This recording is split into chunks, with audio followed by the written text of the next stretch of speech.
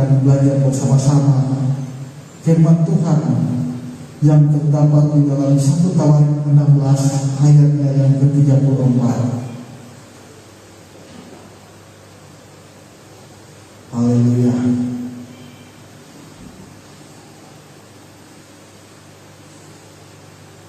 Satu Tawarik 16 ayat 34. Sudah dapat semua? Haleluya. Oke, kita sama-sama kita baca firman Tuhan. Kita bangkit berdiri, kita baca sama-sama satu ayat saja. 1 Tawarik 16 ayat 34. 1, 2, 3. Bersyukurlah kepada Tuhan sebab Dia baik, bahwasanya untuk selama-lamanya kasih setia-Nya. Haleluya, puji Tuhan. Haleluya. Minta maaf ini pagi agak terkenal, agak sedikit bosan. Haleluya.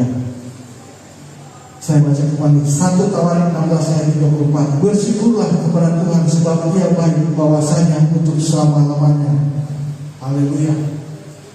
Minta maaf saya buka saja maskernya sebab agak sesak saya, tidak bebas bernafas. Haleluya. Nah, kita lihat di sini. Ya, setelah buka masker terus kamu kata suara. Haleluya. Bersyukurlah kepada Tuhan sebab Dia baik, bahwasanya untuk selama-lamanya kasih setia-Nya. Ayat ini saya ulang-ulang dari malam, dari beberapa hari yang lalu, dari malam saya ulang-ulang. Bahkan pagi ini pun berapa kali saya baca. Karena begitu baik Tuhan bagi saya. Haleluya, bagi saya pribadi. Dan saya yakin dan percaya Tuhan begitu baik bagi jemaat-jemaat juga. Amin. Bersyukurlah kepada Tuhan sebab Dia baik, bahwasanya untuk selama-lamanya kasih setia-Nya. Nah, kata bersyukur ini kalau kita lihat ya, dari ayat tadi saya mengangkat satu, kita akan belajar sama-sama kata bersyukur. Kita akan belajar bersama-sama tentang bersyukur. Nah, tentunya dengan waktu yang singkat kita akan belajar yang difirmankan Tuhan dalam waktu yang singkat ini ya. Kita lihat dulu, bersyukur itu dalam kamus bahasa Indonesia dikatakan bersyukur adalah ungkapan terima kasih kepada Tuhan, ungkapan terima kasih kita kepada Tuhan atau kepada seseorang ya. Kalau kepada Tuhan atas semua berkat dan kasih Tuhan yang telah kita terima sepanjang saat sampai saat ini, bahkan nanti di saat kemudian. Amin. Itulah ungkapan syukur. Nah, dan saat ini pun kita wajib, kita harus mengucap syukur kepada Tuhan. Kenapa? Saat ini kita ada bisa beribadah kepada Tuhan secara offline maupun secara online. Ini hanya kemurahan Tuhan. Karena begitu banyak orang di luar sana tidak dapat beribadah kepada Tuhan karena ketakutan akan kegempaan yang sedang melanda dunia ini, khususnya yang ada di Manado dan di sekitar di jemaat kita. Bahkan di jemaat kita di GPD Immanuel sebagian juga masih takut untuk datang beribadah. Mereka beribadah lewat online. Tetapi itu semua karena kemurahan Tuhan. Sebab kalau bukan karena Tuhan, kita tak bisa online. Mungkin keadaan pulsa data, atau mungkin kita terbaring sakit, atau kita tak punya handphone dan sebagainya. Tetapi syukurlah kepada Tuhan, kita boleh beribadah pada saat ini. Haleluya. Nah, saya mau tekankan di sini hal mengucap syukur. Mengucap syukur itu kalau kita baca di dalam 1 Tesalonika 5 ayat 18. Kita baca 1 Tesalonika 5 ayat 18. Mengucap syukur itu apa sih? Dikatakan di sini, mengucap syukurlah dalam segala hal, sebab itulah yang dikehendaki Allah di dalam Kristus Yesus bagi kamu. Ternyata lewat ayat 1 Tesalonika 5 ayat 18 ini, mengucap syukur itu adalah suatu perintah. Amin. dalam segala hal, sebab itulah yang dikehendaki Allah. Dan ini adalah suatu perintah. Amin. Nah, dikatakan dalam segala hal kita harus mengucap syukur. Jadi baik dalam suka maupun duka kita pun harus mengucap syukur. Nah, mengucap syukur ini harus kita latih, harus kita belajar, harus diajar, harus dilatih, harus belajar mengucap syukur. Ya, kenapa ini harus dilatih? Karena kalau orang dalam keadaan kelimpahan, dalam keadaan senang, dalam keadaan bersuka, dalam keadaan girang, mengucap syukur itu gampang. Amin. Tetapi kalau dia dalam keadaan berduka cita, dalam kekurangan, dalam hal yang kemerosotan, bisnis tidak maju, bangkrut dan sebagainya, usahanya gagal dan sebagainya, perang untuk mengucap syukur. Ini realita. Betul begitu. Tetapi firman Tuhan katakan mengucap syukurlah dalam segala hal. Ya, ini satu perintah. Maka kita harus belajar bagaimana kita dalam segala hal kita mengucap syukur. Jangan minta contoh saya bikin batu, itu kata-kata ini selalu. Ya, itu kata contoh di batu. Haleluya. Nah, bagaimana cara kita agar kita dapat mengucap syukur dalam segala hal? Kita dapat melakukan perintah Tuhan mengucap syukur dalam segala hal. Yang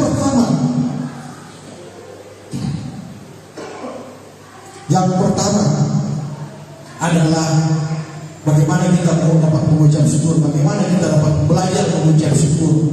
Yang pertama adalah kita mengingat kebaikan Tuhan. Amin. Ingat, yang pertama adalah mengingat kebaikan Tuhan. Ya, sebab di dalam Mazmur 34 ayat 8 dikatakan, kejarlah dan lihatlah betapa baiknya Tuhan itu. Berbahagia orang yang berlindung kepadanya. Jadi kita ingat-ingat kebaikan Tuhan. Ingat-ingat kebaikan Tuhan. Apa yang telah kita kecap, apa yang telah kita terima. Kalau kecap itu seperti kecap kita makan. Ya, rema firman Tuhan yang kita makan itu kecap. Dan lihatlah, kita melihat semua kebaikan Tuhan yang telah kita alami. Haleluya. Nah, selain kita mengingat kebaikan Tuhan kita yang kita lihat tadi, kita mengecap semua kebaikan Tuhan. Ini ada satu contoh dari Ayub, ya. Dari Ayub kita lihat di Ayub 2 ayat 10. Ayub 2 ayat 10. Ayub 2 ayat 10. Kita lihat Ayub memberikan contoh kepada kita. Tetapi jangan Ayub kepadanya, engkau berbicara seperti perempuan gila. Apakah kita mau menerima yang baik dari Allah, tetapi tidak mau menerima yang buruk? Dalam kesemuanya itu Ayub tidak berbuat dosa dengan bibirnya. Haleluya. Nah, mengingat kebaikan Tuhan, kita lihat Ayub, begitu besar penderitaan Ayub, ya. Dari penuh berkelimpahan sampai Tuhan izinkan sampai tidak punya apa-apa. Bahkan kulitnya dia garang-garang pakai beling, ya. Dia garang-garang pakai beling. Saking gatalnya, sebuka dan garang pakai beling, dia sudah rasa. Tetapi ketika istrinya mengangkat-angkat dia, kita mundur di ayat 9 ya.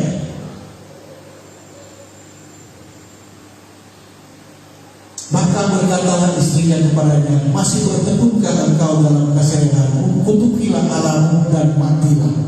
Itu yang dikatakan istrinya dalam kondisi yang telah dialami Ayub dalam masa susahnya, masa keterpurukannya. Tetapi di sini kita lihat di ayatnya yang ke-10 dia katakan, di ayat yang ke-10 dia katakan,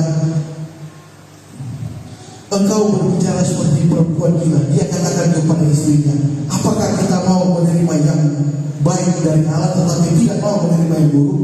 Di sini di tengah keterpurukan dia, ketidakberdayaan dia. Ini kalau kita lihat ayat ini bukan dari plus, dari berlimpah kemudian menjadi nol. Kalau nol tidak ada, ini dia menjadi minus di bawah nol.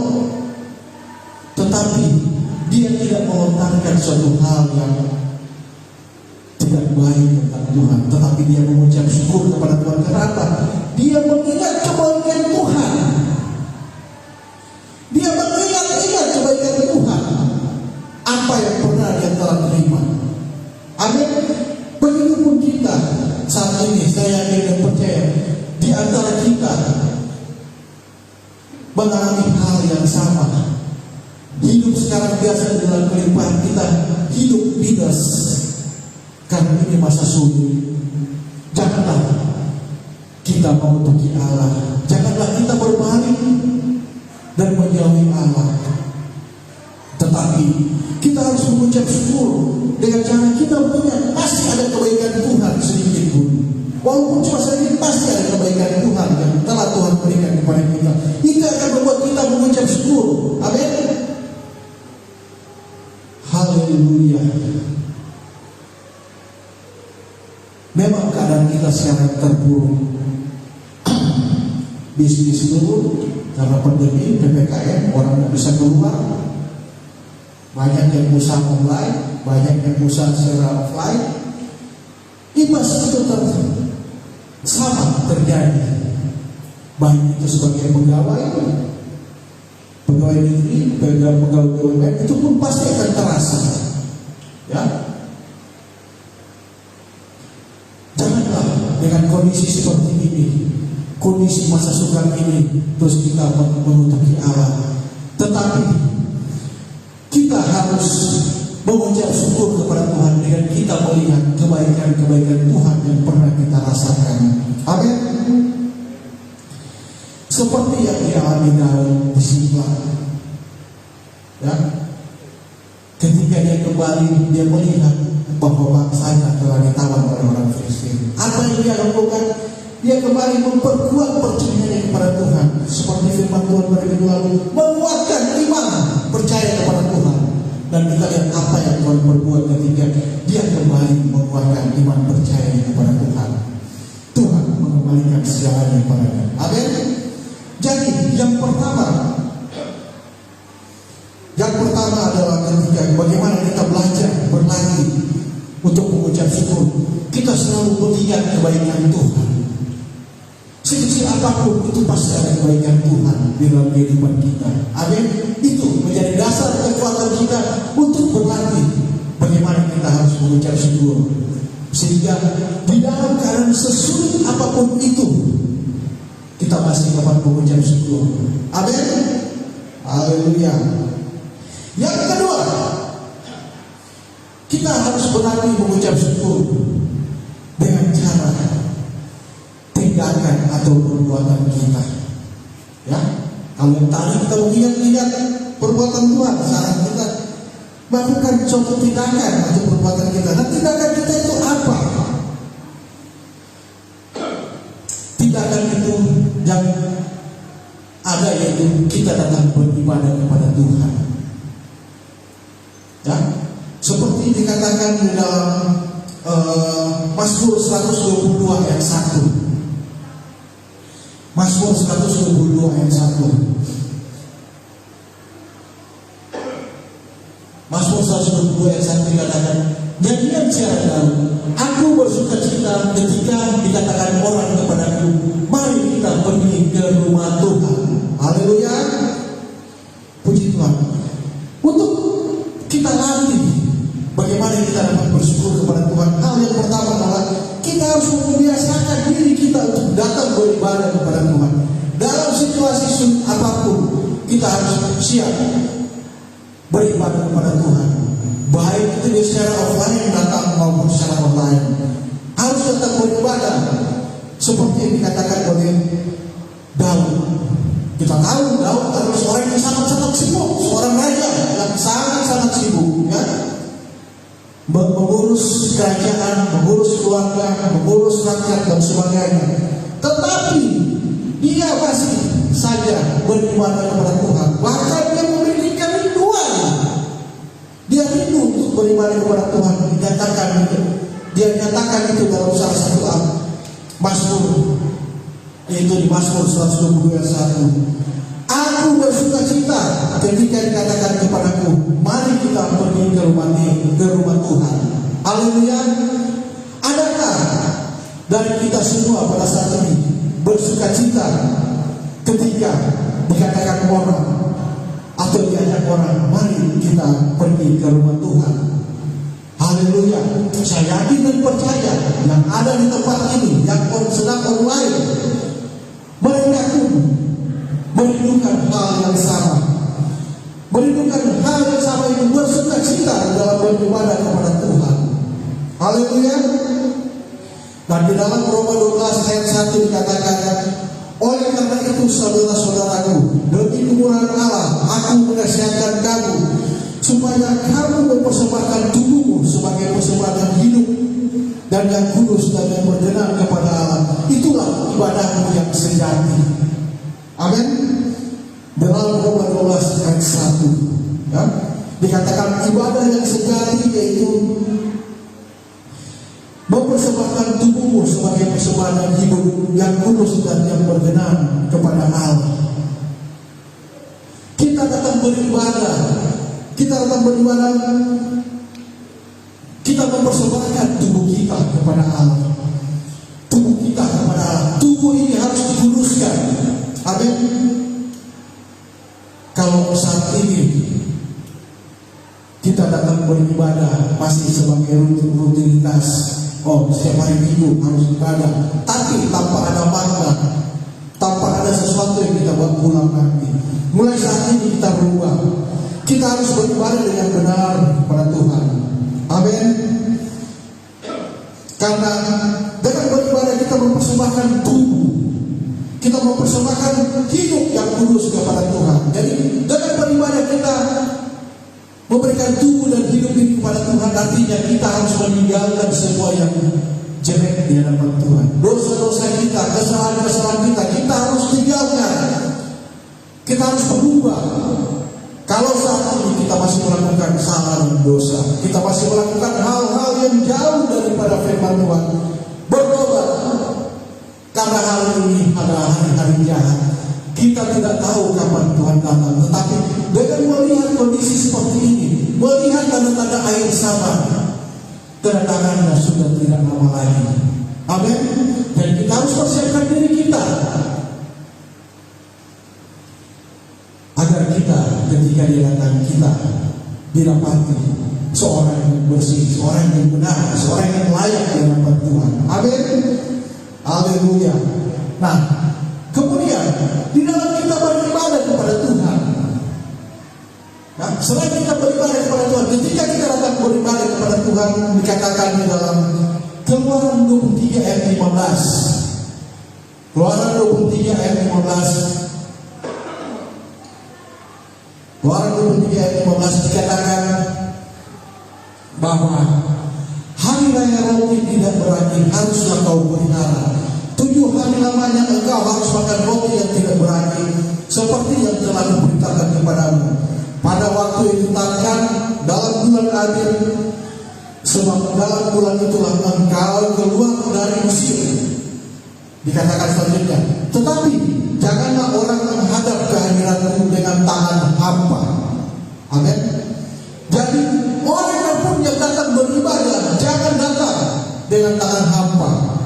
Kenapa ini Tuhan sampaikan kepada bangsa Israel ketika mereka keluar daripada tanah Mesir, dari tanah perbudakan?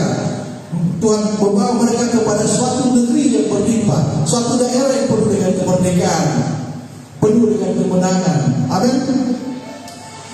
Di situ dikatakan bahwa diceritakan sebelumnya bahwa ketika bangsa Israel keluar dari Israel menuju Kanaan, Tuhan memberkati bangsa Israel ini dengan harta benda dari Mesir. Orang-orang Mesir memberkati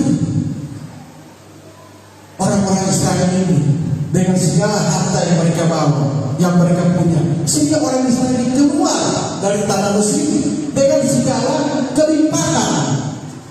Sehingga Tuhan mengatakan ayat yang tadi di atas, tadi yang telah disampaikan, bahwa janganlah mereka menghadap kehadiranku dengan tangan hampa. Nah, pada saat ini pun kita telah dipimpin Tuhan, dituntun Tuhan sampai saat ini. Kita diberkati Tuhan sampai saat ini. Janganlah sampai kita menghadap Tuhan dengan tangan hampa. Tetapi marilah kita memberikan kehidupan kita sepenuhnya. Tuhan, ini aku, pakailah aku. Inilah aku, kupersembahkan tubuh, roh dan jiwaku kepadamu. Itu adalah sebagai satu persembahan yang hidup dan yang benar di hadapan Tuhan. Haleluya. Jadi dua hal ini, bagaimana kita mengucap syukur, bagaimana kita harus melatih agar kita dapat mengucap syukur, yaitu dengan kita mengingat-ingat kebaikan Tuhan, dan kita beribadah, kita melakukan tindakan dan perbuatan, yaitu untuk beribadah kepada Tuhan, menyenangkan hati Tuhan dan memberikan yang terbaik bagi Tuhan. Sehingga ketika kita melakukannya, kita melakukan kedua hal tersebut, maka ucapan syukur kita akan melahirkan mujizat. Ucapan syukur kita akan melahirkan mujizat yang berlipat ganda dan mempercepat datangnya pemulihan untuk semua pergumulan kehidupan kita. Haleluya. Firman Tuhan tidak panjang, saya serahkan.